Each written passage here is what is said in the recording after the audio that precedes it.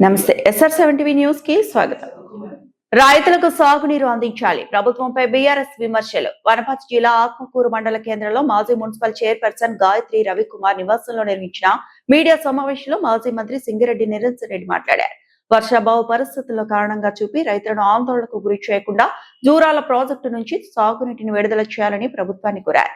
అందుబాటులో ఉన్న నీటి వనరులను సమర్థవంతంగా వినియోగించి రైతులకు భరోసా కల్పించాలని సూచించారు. ఈ సందర్భంగా మాజీ ఎమ్మెల్యేలు ఆల వెంకటేశ్వర్ రెడ్డి, చిట్టెం రామ్మోహన్ రెడ్డి మాట్లాడుతూ సాగునీటి విడుదలపై ప్రభుత్వం స్పష్టమైన కార్యాచరణ ప్రకటించాలని డిమాండ్ చేశారు. రైతుల ప్రయోజనాలను దృష్టిలో పెట్టుకుని తక్షణ చర్యలు తీసుకోవాలని, లేకపోతే బీఆర్ఎస్ ఆధ్వర్యంలో ఆందోళన చేపడతామని హెచ్చరించారు. Reporting SR7 news reporter Wanaparthy జిల్లా ఇన్ఛార్జ్ కేపిరెడ్డి.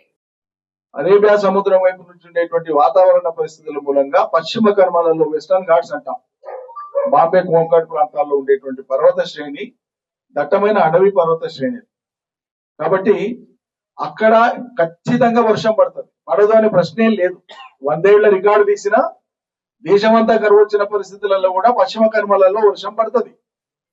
ఆ పడేటువంటి వర్షము ఆ మొత్తం నిటారుగా ఆ నిడిమి మొత్తం కొంత తుంగభద్రకు, కొంత భీమాకు, కొంత కృష్ణకు వస్తుంది.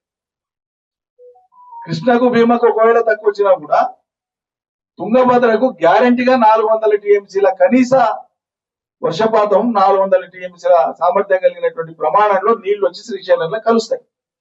అంటే జూరాల ప్రాజెక్టుకు సంబంధం లేకుండానే విడిగా తుంగభద్ర మోసుకొచ్చేటువంటి నీళ్లే శ్రీశైలంలోకి 400 TMCలు గ్యారంటీగా వస్తాయి.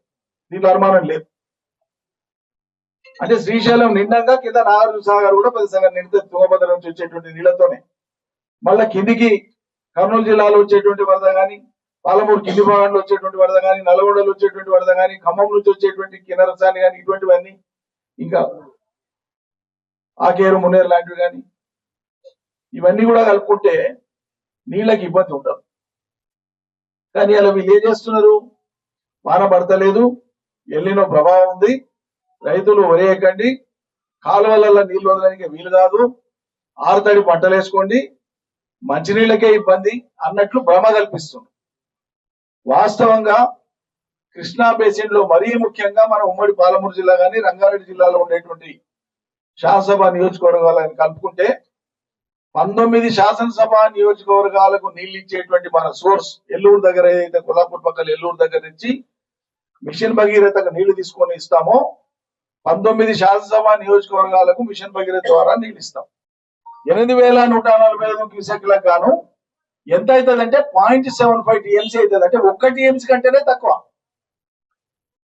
కిందికి పోయినాక KLI కల్వకుర్తి లిఫ్ట్ ఇరిగేషన్ నీళ్లు 3 పంపులు స్టార్ట్ చేస్తే కూడా పెట్టింది 5, నడుస్తాయన్నాయి 4 పంపులు నడిస్తే కాలువ కానీ టనల్ కానీ పట్టకుండా చేసింది గతంలో కాంగ్రెస్. అందుకని 3 పంపులు నడపాలి అక్కడ ఆప్టిమల్. ఆ 3 పంపులు నడిపితే కూడా అక్కడ తీసుకునేటువంటి నీళ్ళు ఎంత అంటే 0.3 TMC మాత్రమే. అంటే KLI వచ్చి జూరాల మీద ఆధారపడ్డ అన్ని లిఫ్ట్లు వచ్చి, జూరాల కుడియడమ కాలువలు వచ్చి మొత్తం రోజు వాడితే కూడా మనం 1 TMC కంటే ఎక్కువ నీళ్లు డ్రా చేయడానికి అవకాశం లేదు. అందుకే బాహుబలి మోటార్లను పెట్టి పాలమూరు రంగారెడ్డిని మనం సిద్ధం చేసి పెడితే దాంట్లో నీళ్లు నింపకుండా, అది మిగిలిపోయిన కొద్దిపాటి పనులు చేయకుండా అది పడవ పెట్టింది. 68 TMCల నీళ్లను నిల్వ చేసుకునేటువంటి సామర్థ్యం ఉన్న మొత్తం సిస్టమ్ ను డెవలప్ చేసి పెడితే కాలువల తర్వాత ముందు రిజర్వాయర్లు నింపుకోవచ్చురా నాయన జరంతా పనిచేసి అంటే 2 ఏళ్ళు వెళ్ళి 3వ సంవత్సరం నడుస్తుంది. ఇవాళకి పాలమూరు బిడ్డనని చెప్పేటువంటి రేవంత్ రెడ్డికి దాన్ని అది పట్టదు. 100 సార్లు మాట్లాడినా 100 సార్లు చెప్పినా పట్టదు. జిల్లా మంత్రులు, ఎమ్మెల్యేలు ఆ రిజర్వాయర్లు ఎందుకు నింపుకోకూడదు, మనం నింపుదాం, ఏం చేస్తే నింపుదాం అని ఒక్కనాడు వాళ్ళకి ఆలోచన. ఇలా అంతా కలిపి ఈ కష్టకాలంలో మనం తీసుకోదగినటువంటిది కూడా రోజుకు 1 TMC నీళ్లు మాత్రమే. ఆమందం తీసుకుంటే కూడా పాలమూరు జిల్లాలో ఈ ఎల్నినో కాలంలో కూడా 10 లక్షల ఎకరాలు కనీసంగా పంట పండించుకునే అవకాశం ఉంది.